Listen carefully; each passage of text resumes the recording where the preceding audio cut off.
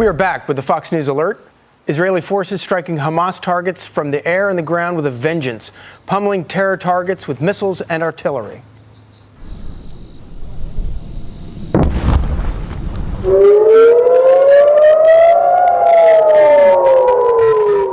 And a new warning tonight from the IDF for Gaza citizens to get out now. We are calling the North residents, the Gaza residents and those in the north to temporarily move south. It's for their own personal safety. Today, we are stressing this is an urgent call to you. Also tonight, utter chaos as thousands raid United Nations aid warehouses in central and southern Gaza to take basic goods. Lucas Tomlinson is live in Tel Aviv with what's happening on the ground right now. Lucas? Well, Charlie, Israeli forces say since the October 7th massacre, they've killed over 55 senior Hamas leaders. This is Israeli forces continue their push into the Gaza Strip. So far, about 2 miles deep, they've been inside Gaza now for over 48 hours, and there's no sign of them leaving. In fact, Israel's prime minister and defense minister say they're both going to be staying there for a while. And today, for the first time since 2005, the Israeli flag was raised. Now, while there's been a lot of focus of what's going on in Gaza with the Palestinians moving from north to south, as you just mentioned, Charlie, today we had the opportunity to speak to some of the displaced Israeli families. 250,000 Israelis have been displaced since this war started, both in the northern part of the country on the border with Lebanon, of course, down south next to Gaza, Charlie. Lucas, this is Jason Chaffetz. Thanks for the great reporting that you're doing. Going back to those hostages, I want you to listen to this sound that we have from Michael Herzog, the ambassador for Israel to the United States, and get your reaction to it. We gave a chance to talks through the Qataris and others to see if we can get out hostages. Ultimately, it was obvious to everybody involved that Hamas was just playing for time. They were not serious about this. So we are applying pressure now inside Gaza, but I still hope that our pressure will encourage them to release hostages as we move and press them on and on. I mean, hostages are such a prime, they're so key to getting these people back. But why does that number also keep fluctuating? It went up again today. Which just shows how large the massacre was. Over 1,400 Israelis killed. You have a number of dual citizens also, Jason. So about half the hostages are actually dual citizens. We know from the White House that up to 10 Americans could be among them. In fact, about 50 of the hostages are from Thailand. There's some of the farm workers from the kibbutz that were assaulted and taken captive. So that's been a big issue with the hostages. They're not all Israeli, or at least they're not all. Many are dual citizens. So it's very confusing. You have French as well. But as you saw from that video you just ran, that was Sayed 13. Those are Israeli Navy SEALs. That's not stopping Israeli forces from moving into Gaza. In fact, just recently I spoke to a big tech mogul here who recently was a former infantry officer in the Golani Brigade.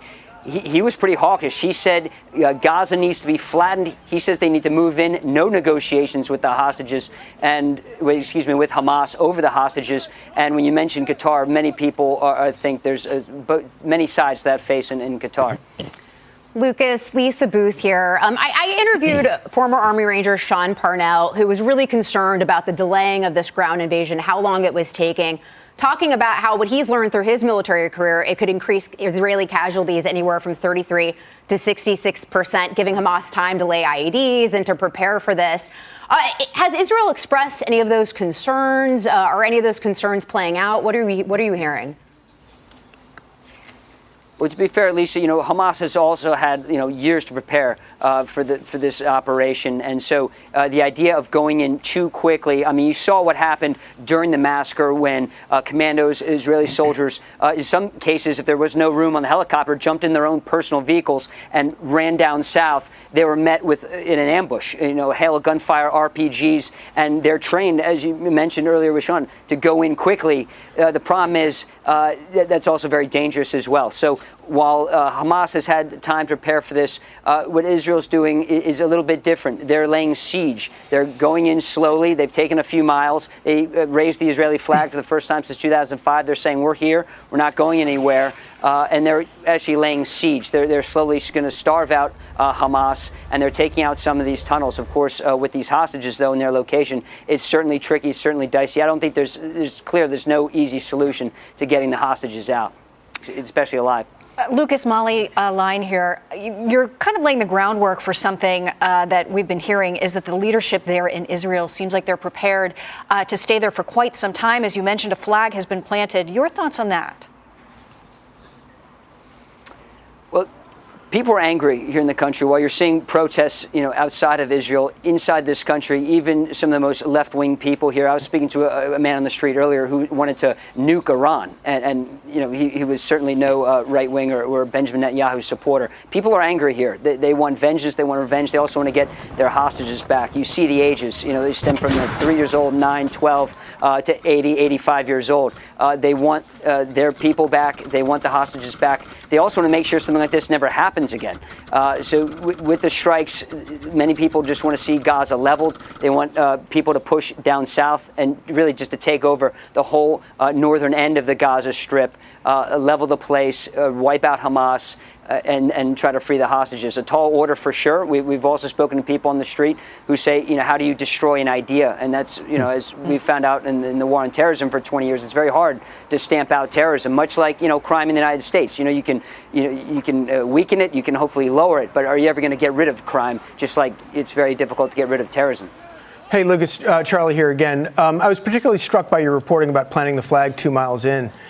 Does that mean at the point at which Israel, the IDF, has planted the flag, that behind that is a safe zone now, or is Israel, is there no such thing like that in Gaza right now? Are they having to continually fight a rearguard action as they progress further into Gaza?